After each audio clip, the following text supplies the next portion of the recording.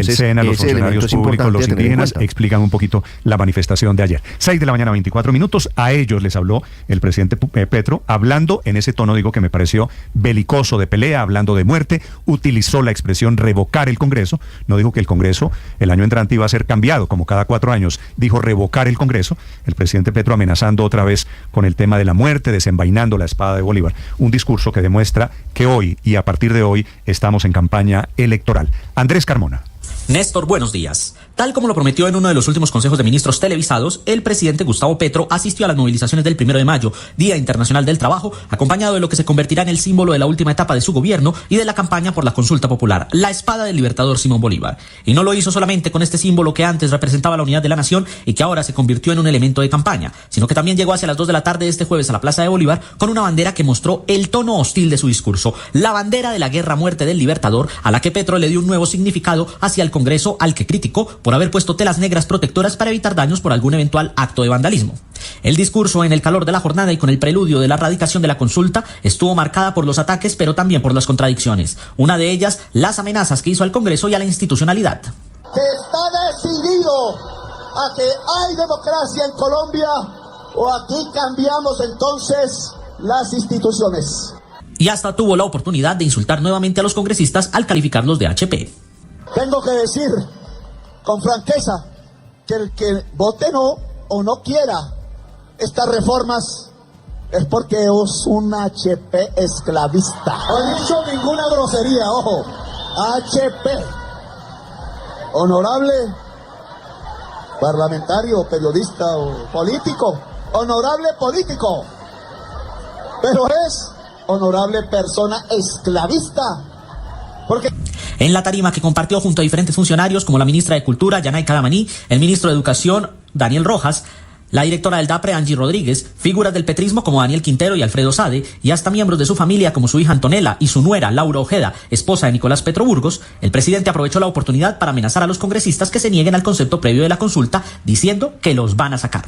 Si creen que eso les basta, y entonces en una sesión del Senado a medianoche votarán para decir no a la consulta, el pueblo de Colombia se levanta y lo revoca. Aunque después aseguró que esto sería a través de las urnas. Lo que vamos a hacer es usar la democracia. Ni un solo parlamentario que vote en contra de la consulta popular se vuelve a elegir en Colombia porque nadie votará por él. Incluso temerariamente increpó al presidente del Congreso, Efraín Cepeda, a la senadora Nadia Ablel y al senador Miguel Ángel Pinto de ser los responsables del asesinato de un líder del pacto, Alberto Peña, asesinado en las últimas horas en Miranda, Cauca, en hechos que aún son objeto de investigación mientras invitaba a las movilizaciones. Alberto es el primer muerto gracias a las decisiones de ese Congreso. Alberto lo matan por Pinto, por haber negado el tránsito de la ley de la reforma laboral.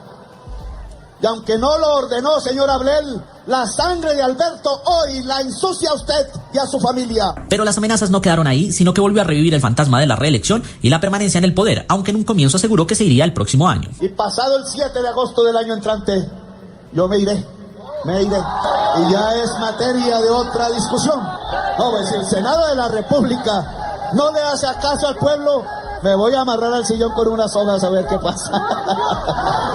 Su discurso terminó con otra promesa cumplida, levantando la espada del libertador y pidiéndole al Congreso que apruebe la consulta. Acto seguido hizo ingreso al Capitolio, más exactamente al Salón de la Constitución, en donde radicó el documento justificatorio y las preguntas ante el secretario general del Senado, Diego González, quien explicó lo que viene ahora en estos 30 días en donde la pelota está en manos de los senadores. Bueno, en lo que se ha revisado la ley 134, al igual que la ley 1557, lo que se establece particularmente es que el Congreso, más bien el Senado, tendrá un mes para poder conceptuar favorable o desfavorablemente, y esto necesariamente no tiene que tener unas mayorías calificadas. No está establecido como sí para otra clase de normas, de reformas o de proyectos de iniciativa popular. Por su parte, el ministro de Trabajo, Antonio Sanguino, fue bastante optimista con el futuro de la consulta. Cree que habrá 15 millones de votos, de los cuales 8 millones serán por el sí, pero les mandó una advertencia a los senadores. Si niegan esta consulta, entonces la consulta será el 8 de marzo del 2026.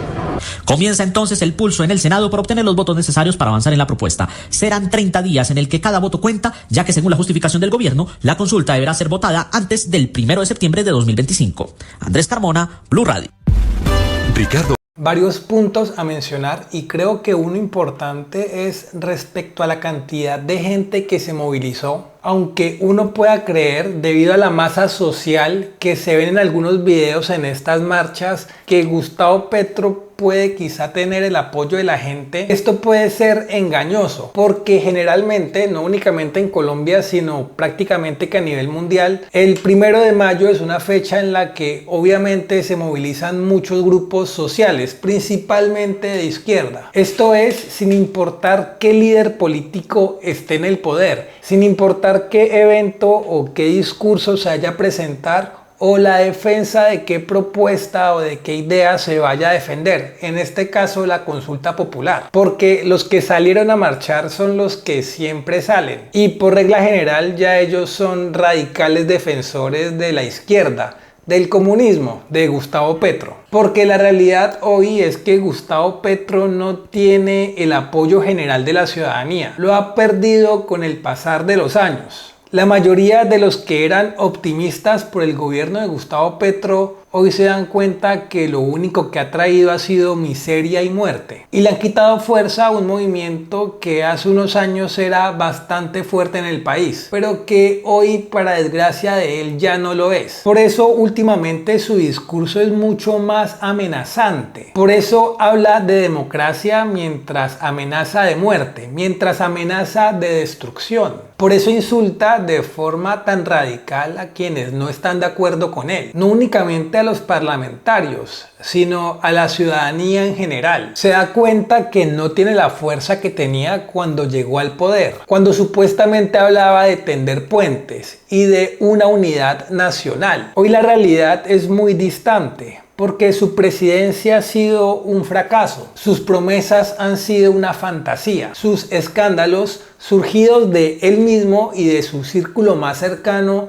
han sido un golpe mortal a su credibilidad. Por eso, hoy más que nunca, el discurso de Gustavo Petro se limita a amenazas, a palabras altisonantes y belicosas. Se da cuenta que no entendió la realidad del país, que no entendió la realidad ciudadana, la realidad social que tenemos en el territorio. Creyó que engañándonos iba a ser capaz siempre de alcanzar sus objetivos. Pero es que los resultados han sido un total fracaso y sus escándalos han sido demasiado graves. Hablamos de corrupción, hablamos de supuestos suicidios, hablamos de drogadicción, hablamos de nepotismo y así podríamos continuar todo el día. Todo esto en el gobierno supuestamente del cambio. Pero el único cambio que ha hecho ha sido empeorar todo lo malo que ya había y destruir todo lo bueno que teníamos. Por eso hoy Colombia no le cree a Gustavo Petro. No es por esclavistas, no es por ser HP, ni es por ninguna de las sandeces que él pueda decir. La única realidad es que hasta ahora el gobierno de Gustavo Petro ha sido un completo fracaso y que todas sus promesas no han sido más que fantasías surgidas de la mente de un drogadicto, de alguien que tiene la visión de la realidad completamente alterada. Por eso Gustavo Petro ya no tiene el apoyo de la gente y seguramente esta consulta popular, así como lo ha sido toda su presidencia, también termine siendo un fracaso. Este fue el video de hoy. Si te gustó, no olvides dejar un like, compartir y suscribirte y nos veremos en una próxima ocasión. Chao.